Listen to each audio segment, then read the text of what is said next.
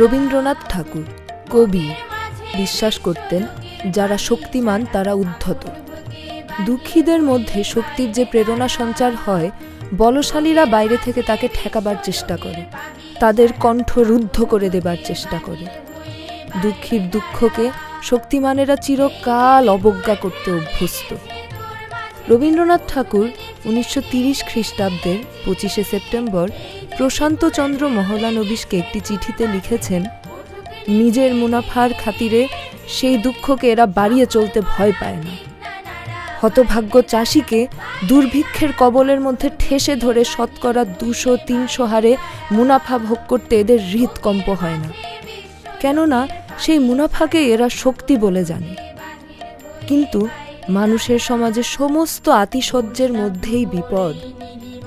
সে বিপদকে কখনোই বাইরে থেকে ঠেকানো যায় না।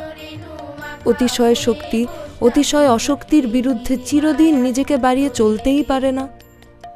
ক্ষমতাশালী যদি আপন শক্তিমদে উন্মত্ত হয়ে না থাকত, তাহলে সবচেয়ে ভয় করত এই অসাম্যের বাড়াবাড়িকে, কারণ অসামঞ্জস্য মাত্রই বিশ্ববিধির বিরুদ্ধে।